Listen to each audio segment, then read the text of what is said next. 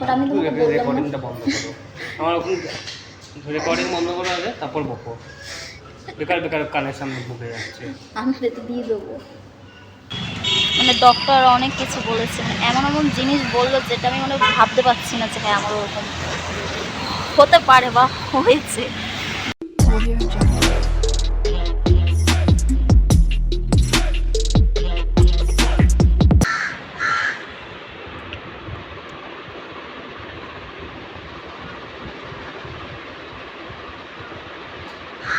Good morning everyone, welcome back to my Bangla channel. I hope তোমরা ভালো আছো guys.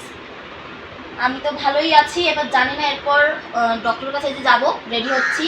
এখন প্রায় 9:45 বাজে।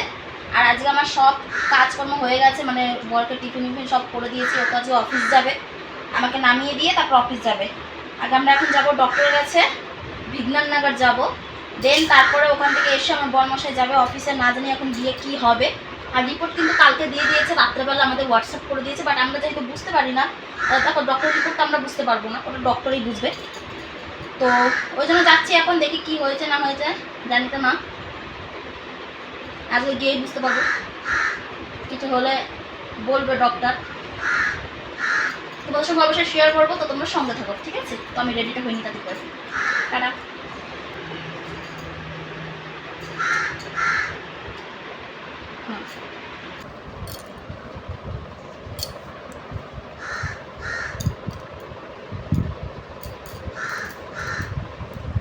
তো চলো বেরোই। এই যে বেরিয়ে গেছে ও, হচ্ছে অফিসের জন্য একেবারে বেরিয়ে গেল, আমাকে নিচে নামিয়ে দিয়ে দেন অফিস চলে যাবে। আর আমি তারপরে চলে আসবো উপরে, তাই তো? তো চলো যাই, এখান থেকে একটু দূর আছে, ওটাই বিরত লাগে। গরম রোদ, গরমের মধ্যে না ইচ্ছা করে না একদমই, কিছু করার নেই, চলো যেতে হবে। অবস্থা দেখো গাইজ, আমরা যেতেই পাচ্ছি না।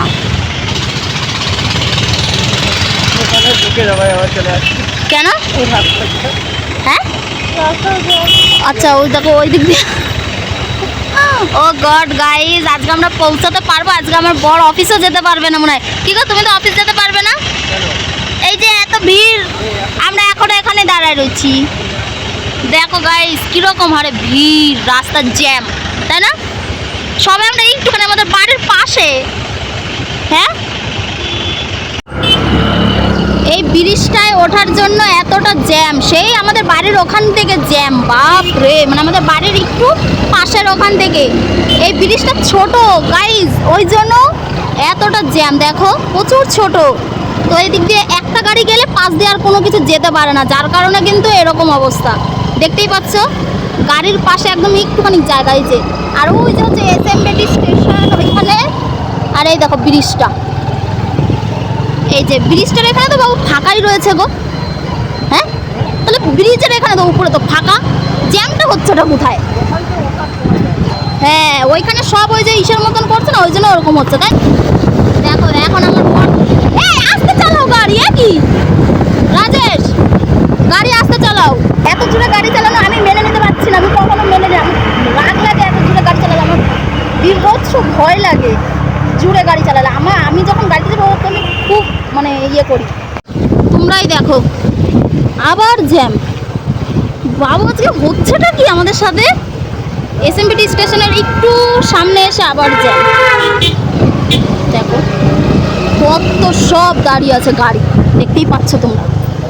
এখন আবার টুকে টুকে যেতে হবে। আজকে আর আমরা পৌঁছালামই না মনে হয়। তো বন্ধুরা আমরা চলে এসেছি, ফাইনালি এসে পৌঁছালাম। এখন বাজছে 10:30, 10:36 আমরা পৌঁছালাম।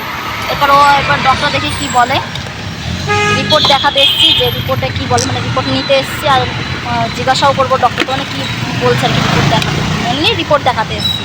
তো চলো দেখি কি বলে, জানি না। রিপোর্ট দেখানোর সময় তো ভিডিও করতে পারবো না, তোমাদেরকে পরে হয়তো আমি শেয়ার করবো কি বললো না বললো। না সত্যি কথা গাইজ, আজকেও এসে আমাদের সাথে সেম জিনিসটাই হচ্ছে, তাই না? দেখো একজন এই যে অফিস যাওয়ার জন্য রেডি হয়ে বসে আছে, রেডি হয়েই এসেছে যে অফিস যাবে তাড়াতাড়ি করে, কিন্তু আমরা যেতে পারছি না। কারণ এখানে আসার পর জানতে পারলাম যে টাইম ছিল 10:30টায়, বাট সেটা হয়নি, মানে 10:30টায় আসেনি, ডক্টরই আসেনি 10:30টায়, বলছে এখন 11:30টায় আসবে।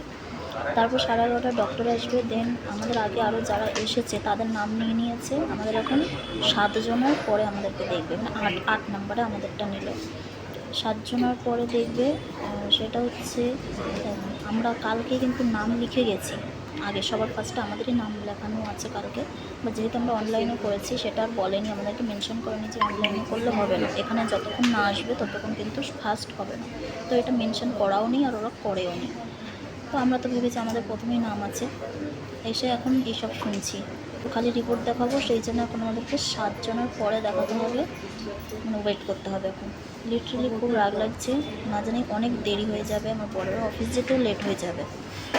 তো হসপিটালটা আমি একদমই মানে আমার পছন্দ হলো না, মানে এইসব জিনিসগুলো যে সময়ের এরা কোনো ইয়ে করে না, এরকম ওয়েট করায় এতটা পরিমাণে। আর আমার বর কিন্তু ওয়েট মানে করতে হবে বলেই কিন্তু সরকারি হসপিটালে আমাকে নিয়ে যায়নি। সরকারি হসপিটাল পছন্দ করে না, কারণ ওখানে গিয়ে ওয়েট করতে হয়, কিন্তু প্রাইভেটে এসেও এরকম ওয়েট করতে হলো।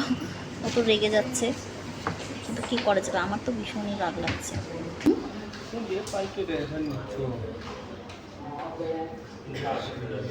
টেনশন আরও কমে গেল, আমার টেনশন বেড়ে গেল। কেন? এই যে যা বললো ডক্টর।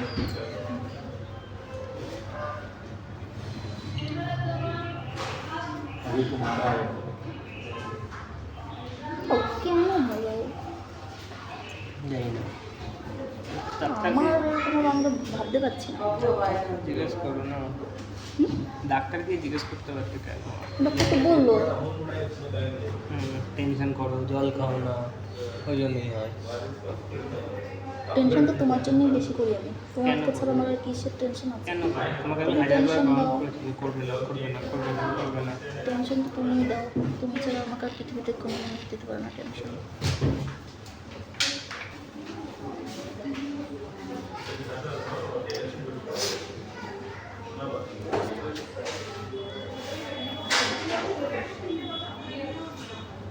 এরপর আবার করতে হবে কিছু, 2 মাস পর এটা করতে হবে, ওতেও আবার খরচা আছে। হ্যাঁ, 10,000 টাকা খরচা করবো আমাদের, এখন তো ওষুধ কিনতে বাকি। হ্যাঁ, এই জন্য বলছিলাম সরকারি হসপিটালে যেতে, বুঝলে? যখন যাবেন ঠিক আছে, সরকারি হসপিটালে যেতে বলবো। সরকারি হসপিটালে গেলে তাহলে এত টাকা সরকারি হসপিটালে খরচা। গেলে আমাকে আর অফিস যেতে হতো না 2-3-4 দিন। 2 দিন ছুটিই নিয়ে নিতে অফিস। 3-4 দিন আমি 2 দিনে হতোই না। আমার শরীর খারাপ হলে তো অফিস থেকে অফকোর্স ছুটি দিত তোমাকে, রাইট?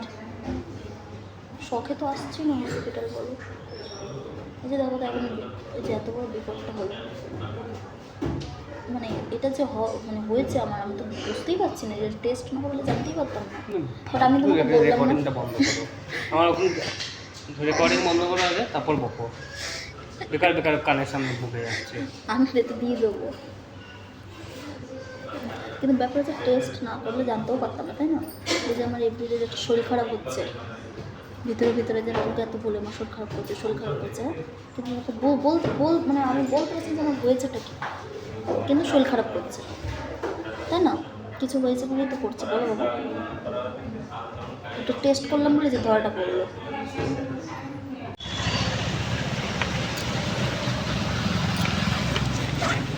তো মানে ডক্টর অনেক কিছু বলেছে, এমন এমন জিনিস বললো যেটা আমি মানে ভাবতে পারছি না যে হ্যাঁ আমার ওরকম হতে পারে বা হয়েছে বা কিছু।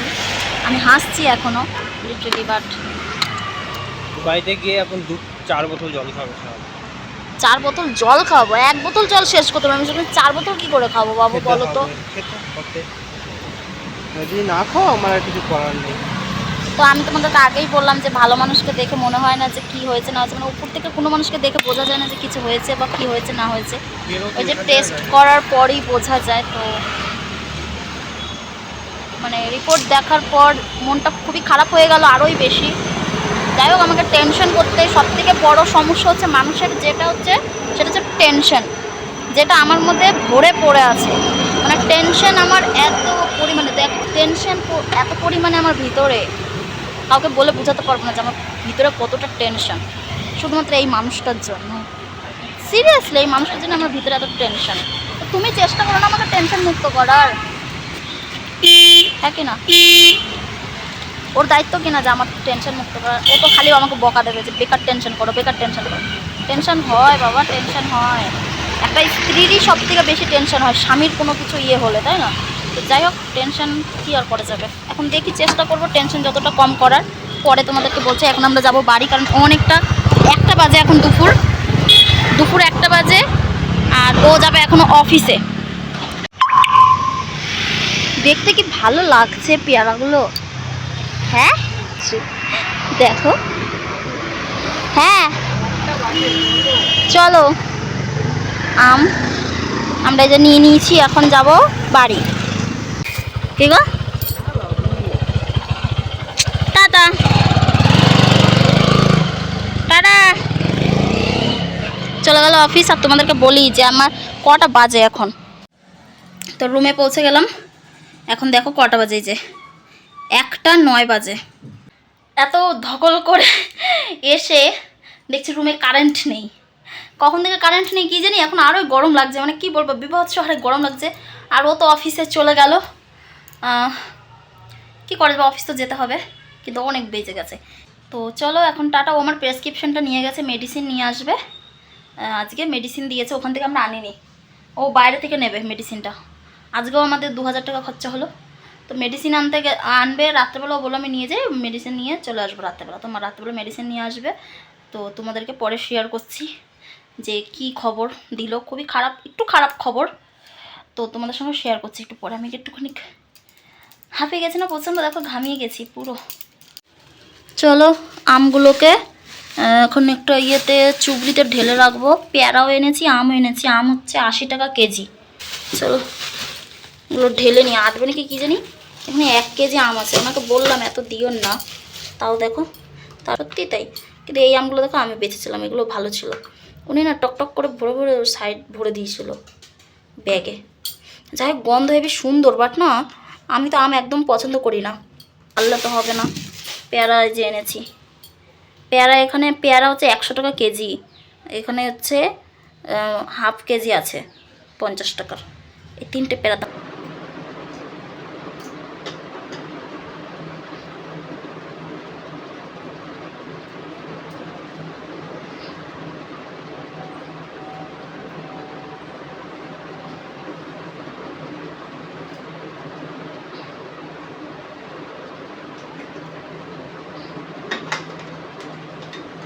আমাকে জল খেতে বলেছে, অনেক বেশি বেশি জল খেতে হবে, যেটা আমি একদমই খাই না। জলটা আমি আগা গোড়াই, মানে ছোটোর থেকেই মনে আমি জল কম খাই। তো আমি একদমই জল খাই না, যার কারণে এখন ডক্টর একদম বলে দিয়েছে জল খেতে হবে প্রচুর পরিমাণে। তো আমার বড় ফোন করে করে খালি বলছে জল খেয়েছো, জল খেয়েছো। যাই হোক, ওদের একটু ভিডিও শ্যুট করে নাও যে দেখো আমি জল খাচ্ছি। মানে এখন একটু ভয় পেয়ে গেছি, আমি অ্যাকচুয়ালি ভয় পেয়ে গেছি। এখন আমাকে জল খাবো, আমাকে ডক্টর যা বলবে সবই করবো, কারণ আমি সত্যি ভয় পেয়ে গেছি। তো দেখো আমার ওই নিচটা, ওই জায়গাটাতে যেরকম জঙ্গল হয়েছিল এখন পরিষ্কার করে ফেলেছি। আর শুধু এখানটা এখন একটু এইগুলো রেখে দিয়েছি, কিছু করার নেই, কারণ এই সবজিটা না নয়তো নষ্ট হয়ে যাবে। আমার বরের মশাই এনেছিল। সো বন্ধুরা, আজকে ব্যাঙ্গালোরে আবারও ফেরসে বৃষ্টি হচ্ছে। মানে এখন বৃষ্টি হচ্ছে অনেক জায়গায়, বাট এখানটায় এখন আপাতত হচ্ছে না। আমাদের এখানে গুড়ি গুড়ি বৃষ্টি হচ্ছে, খুব বেশি জোরে হচ্ছে না। দেখতে পাচ্ছ মেঘে ডাকছে কীরকম, ওই দেখো আকাশ কীরকম মেঘলা, মানে বৃষ্টি হচ্ছে, এটাই অনেক হ্যাপি। যা গরম ছিল কালকে, মারাত্মক লেভেলের গরম ছিল। ওই দেখো কেমন চমকাচ্ছে, দেখতেই পাচ্ছ।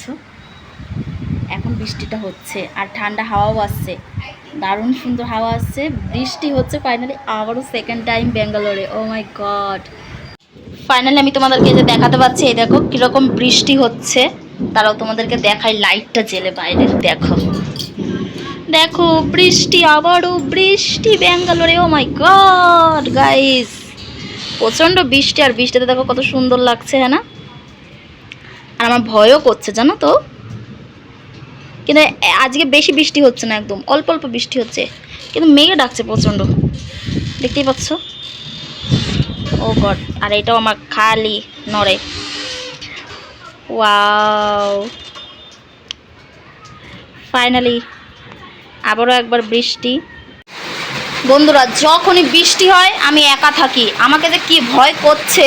ছাদের উপরে আমি একাই রয়েছি আর বৃষ্টি পড়ছে। এই সময় যদি কারেন্টটা চলে যায় কোনো মতে, যা মেঘে ডাকছে আর দেখো একটু জোরে বৃষ্টি পড়ছে আর হাওয়া দিচ্ছে, আমাদের দরজাটা ধরাস করে আটকে গেছে না, আমি ভয় পেয়ে গেছি পুরোই।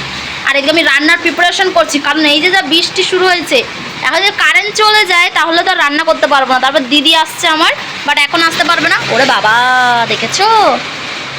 বাই গাইজ, আমি আর ভিডিও করতে পারছি না, কিরকম বৃষ্টি দেখো। আমি বললামই গাইজ যে কারেন্ট চলে যাবে, ভাগ্যিস সেদিনকে এইটা কিনেছিল।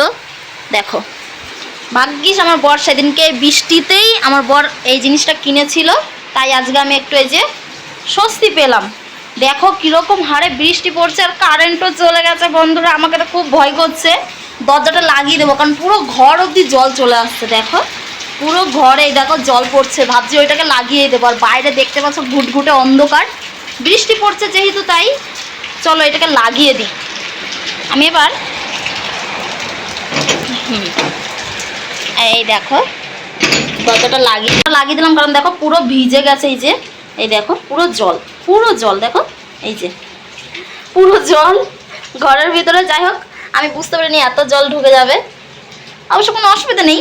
আর এইদিকে আমার রান্নাই দেখো, আমি কোটা বাটা করছিলাম, এই যে এখানে আছে সব ছড়ানো ছিটানো আছে। আর এইটাকে আমি খুলে দিলাম, কারণ যা মেঘে ডাকছে ওই জন্য। চলো এখন ঘরে গিয়ে চুপটি করে বসে থাকি। ওই যে টোটালে এই লাইটটা জ্বালিয়ে দিয়েছি। আমি প্রচণ্ডই ভয়ে মরে যেতাম, মানে এই লাইটটা না থাকলে। ভাগ্যিস এই লাইটটা আছে, তার জন্য আমি এই যে এত সুন্দরভাবে আমাকে ক্লিয়ার দেখাও যাচ্ছে, আর পুরো ঘরও আলো হয়ে আছে।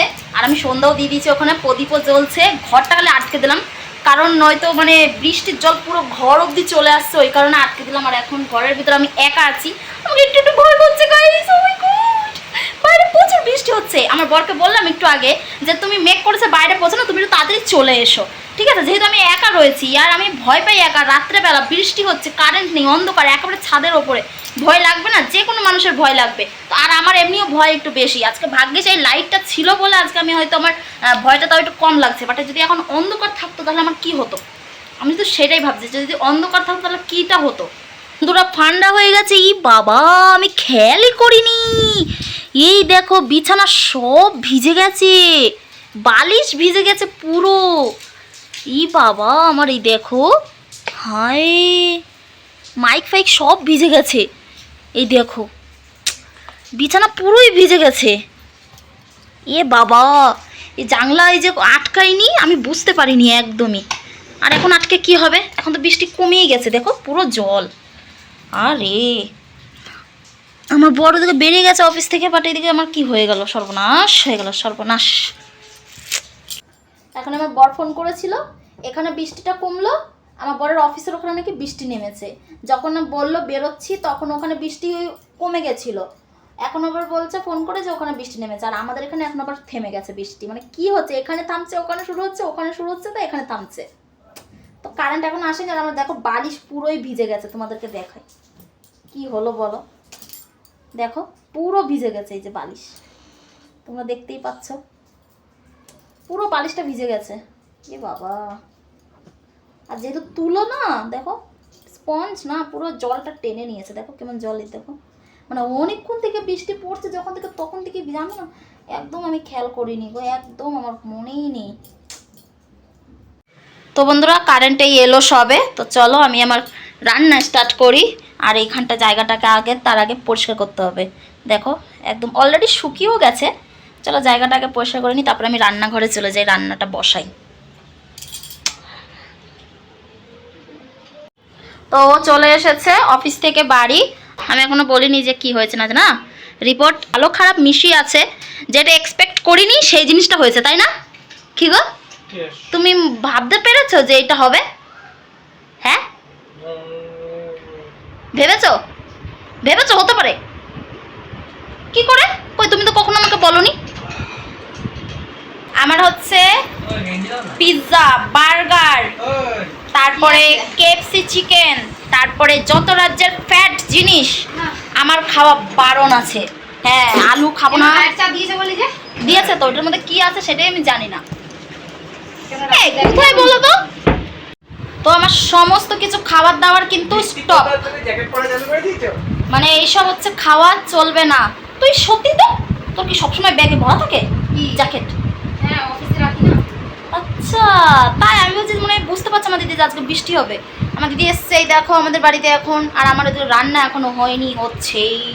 তো বন্ধুরা এখন অনেক রাত হয়েছে, কটা বাজে গো, হচ্ছে কারেন্ট নেই আবারও 10:30 বাজছে, কারেন্ট নেই। আমরা ওই জন্য বাইরে এসে বসে আছি, দেখতেই পাচ্ছ, কারণ ছাদে তো যেহেতু ঠান্ডা আছে, ঘরে তো প্রচণ্ড গরম, কারেন্ট না থাকলে একদমই থাকা অসম্ভব ব্যাপার, তাই না?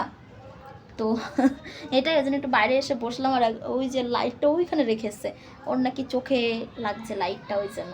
তো বন্ধুরা যেটা আমার হয়েছে, যে রিপোর্টে যেটা বেরিয়েছে টেস্ট করে, যে আমার নাকি থাইরয়েড হয়েছে, মানে নাকি না, রিপোর্টে বেরিয়েছে যে আমার থাইরয়েড হয়েছে। নর্মালি মানুষের থাইরয়েড থাকে হচ্ছে, নর্মাল থাকে হচ্ছে 4.1 না, 4.2 থাকে, বাট আমার সেখানে আছে হচ্ছে 5.122। আচ্ছা 5.22 আছে আমার আর কি। তো একটু বেড়েছে আমার থাইরয়েড, তো থাইরয়েড হয়েছে হালকা মতো। তো ওটা বেশি টেনশনের কথা বারণ করেছে, মানে টেনশন করতে একদমই বারণ করেছে, টেনশনের কোনো ব্যাপার নয়, তবে শুধু থাইরয়েডটা হয়ে গেছে। এখন ওইটাই জন্য মেডিসিন দিয়েছে, মেডিসিন নিয়েও এসেছি, একটা এরকম কৌটোর মধ্যে দিয়েছে, 2 মাস খেতে হবে।